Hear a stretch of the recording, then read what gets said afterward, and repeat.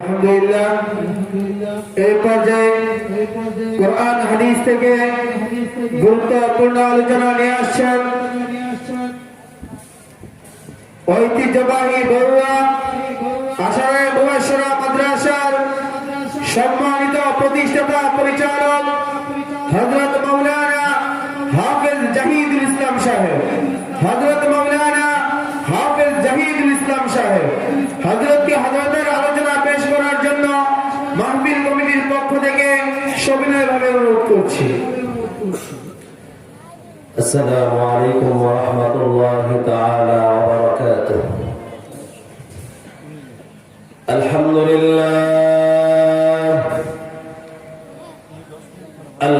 لله وكفى وسلام على عباده الذين اصطفى. أما بعد فأعوذ بالله من الشيطان الرجيم. بسم الله الرحمن الرحيم.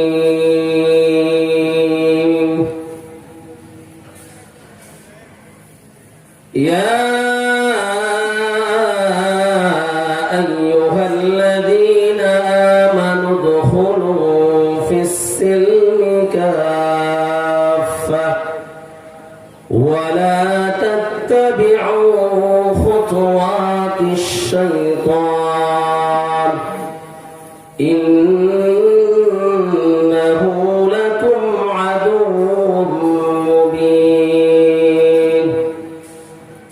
صدق الله العظيم وصدق رسوله النبي الكريم. الحمد لله ثم الحمد لله. মহান রব্বুল আলামিনের দরবারে লাখ কোটি শুকরিয়া যে আল্লাহ সুবহানাহু ওয়া তাআলা আমাদেরকে দুনিয়ার সমস্ত মানুষ থেকে যাচাই করে বাছাই করে কোরআন এবং হাদিসের কথাগুলো শোনার এবং বাংলাদেশের মধ্যে উল্লেখযোগ্য সকল উলামায়ে কেরামের মজলিস, সকল উলামায়ে কেরামের আগমনের স্থান এই মাদ্রাসাতুল মক্কি নগরের মধ্যে আসার বসার তৌফিক দিয়েছেন, কারণে আপনারা সকলে অন্তরস্থল থেকে শুকরিয়া জ্ঞাপন করি বলে আলহামদুলিল্লাহ। রব্বুল আলামিন কোরআনের মধ্যে বলেন, ইয়া আইয়ুহাল্লাযীনা আমানু দুখুলু ফিস সিলমি কাফা ولا تتبعوا خطوات الشيطان إنه لكم عدو مبين.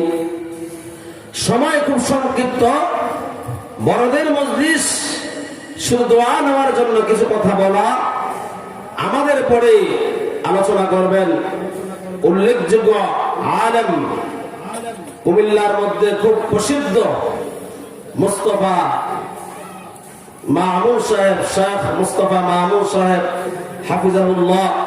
এরপরে আলোচনা করবেন আজকের এই মাহফিলের মধ্যমণি হযরতুল আল্লাম হযরত মাওলানা আব্দুল মান্নান সাহেব হাফিজাহুল্লাহ। আল্লাহ তাআলা হযরতের হায়াতের মধ্যে বারাকা দান করুন, সকলে বলেন আমিন।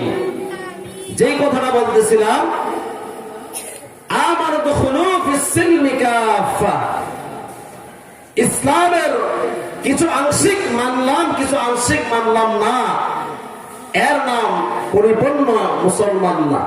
আল্লাহ বলছেন মানলে 100% কোরআন হাদিসের পূর্ণাঙ্গটাই মানতে হবে।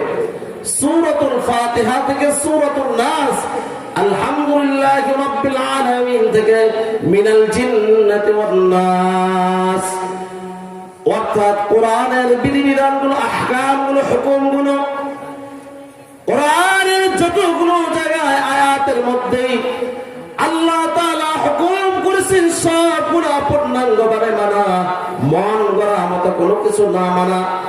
যেরকম একজনের এতাত করতে যে আরেকজনকে হামলা করা, আরেকজনের উপর অত্যাচার করা, এই যে কোরআন থেকে হাদিস থেকে ডিভাইড হয়ে ব্যক্তি পূজারী হওয়া, ব্যক্তি অনুসারী হওয়া, ব্যক্তির প্রতি আকৃষ্ট হওয়া, ব্যক্তি কেন্দ্রিক কাজ করা, এই কোরআন হাদিস বাদ দিয়ে কেউ যদি ব্যক্তি কেন্দ্রিক কাজ করতে চায়, ব্যক্তি কেন্দ্রিক করে, তাহলে এর মধ্যে সমস্যা, এর মধ্যে ফিতনা সৃষ্টি হয়ে যায়। বর্তমান সময়ের মধ্যে কোরআন হাদিসকে এবাদত করে চলার কারণে সবচেয়ে বড় ফিতনা, সবচেয়ে বড় ভাইরাস হচ্ছে সাদিয়ানি। এই ফিতনাটা এমন ভাবে ঘাস করেছে, তারা কোরআনের কিছু অংশ মানে, কিছু অংশ মানে না। আজকে যদি তারা পূর্ণাঙ্গ আমানতু খুলু ফিস-সিলমি কাফা, পূর্ণাঙ্গ কোরআন যদি তারা মানতো, হাদিসগুলো যদি পূর্ণাঙ্গ তারা মানতো, তাহলে এই সমস্যাটা হতো না। কারণ তারা ব্যক্তি পূজারী হয়ে গেছে। ব্যক্তি পূজা করতে যে তারা আজ ইসলামটাকে মানুষের কাছে হাসির পাত্র করে দিয়েছে, ঠিক না? নাস্তিকদের কাছে, বিধর্মীদের কাছে, বাংলাদেশের মধ্যে দ্বীনি কাজের মধ্যে একটা মানুষের কাছে গ্রহণযোগ্য, সকলের কাছে একটা গ্রহণযোগ্য দাওয়াত ও তাবলীগ, সেই দ্বীনের মিশনটাকে আজ অনুসরণ করে দিয়েছে। সেই দ্বীনের মিশনটাকে তারা আজ মানুষের কাছে হাসির পাত্র করে দিয়েছে। কারণ তারা ব্যক্তি পূজারী হয়ে গেছে।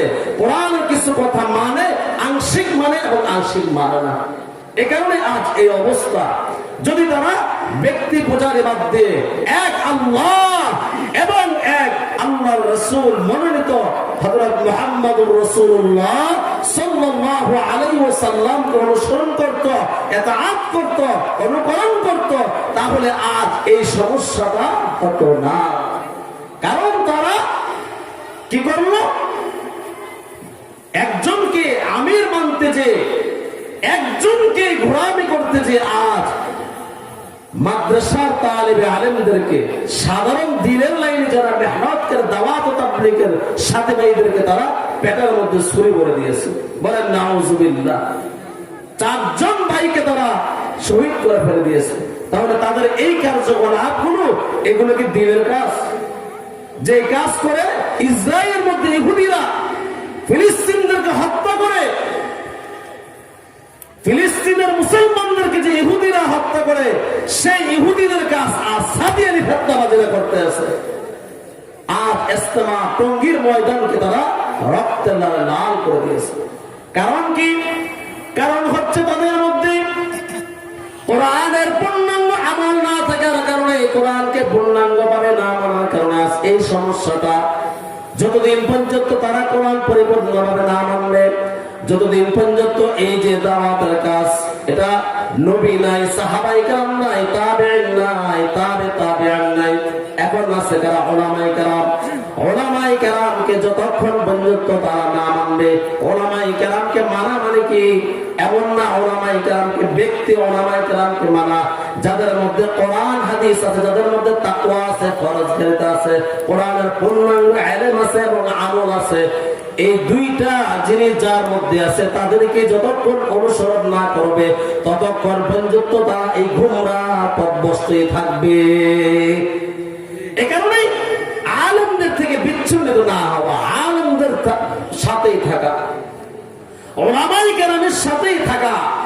যদি আজ আপনারা উলামায়ে কেরামের সাথেই থাকতেন, তাহলে আজ আপনাদের এই হালত, এই অবস্থাটা হতো না। এ কারণে তাদের প্রতি উদাত্ত আহ্বান থাকবে, এই ফিতনা আপনারা অতি সত্বর বন্ধ করুন।